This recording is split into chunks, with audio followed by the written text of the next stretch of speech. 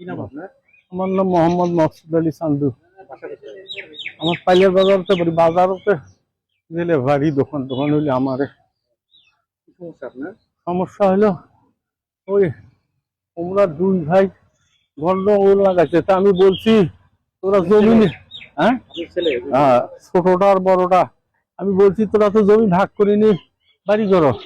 আমি লেখি দিবে না এলায়, লেখি দিবে চাইছিলাম এলায়, বলে 2 কোটি টাকার করে সম্পদ দেই, তোরা নেও, না নিবে না, সম্পূর্ণ লেখি নেবে।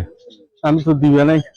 তারপরে করলো কিংবা দুই ভাইয়ে গন্ডগোল লাগাইছে। ছোট বেটার দিকে আমি খাই পালি, ওই পালে।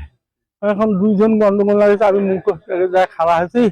এখন বড় বেটা করছি কি, আমাকে ধাক্কা দি পাতার উপর ফেলে, আর ওই আমার বেটার বউ আর হলো আমার বেটা। কয়টা সন্তান আপনার? 3জন ছেলে। এখন এই ইউনো অফিসে ইউনো স্যারের কাছে কি জন্য আসছিল? ওই ওনার কাছে অভিযোগ দেওয়ার জন্য আমি থানায় যান নাই? থানাত গেছিলাম। থানাত কয় আমাদের তোমরা খুব গুরুত্ব দেয় না। এখন আপনার স্ত্রী আছে নিচে? এই যে আছে আপনার স্ত্রীকে কোনো মারধর করছে নাকি? না, কিন্তু আপনাকে?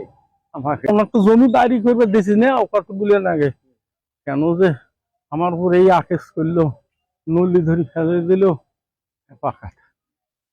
কবে মারছে এখন? এটা হলো এই যে আমার খেয়াল নেই, কবে মারছে? কদিন আগে? খেয়াল নেই, এই যে আমার খেয়াল নেই। না, এটা তো কাগজ সালাদ দিছিলাম, ওরা গুরুত্ব দেয় না। এই যে মেডিকেলে ভর্তি হয়েছিলাম। মেডিকেলে ভর্তি ছিলেন? উনি বলছে পুলিশ বাদী কেস আপনি করেন। এই যে হুম হুম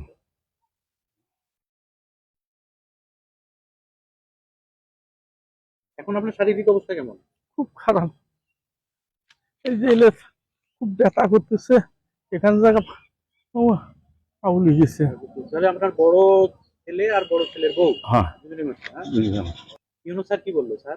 স্যার বললো কাগজ লিখে দিল, আপনি থানার যান। ঠিক আছে, এখন দেখেন আইনের ব্যবস্থা নেন। হ্যাঁ।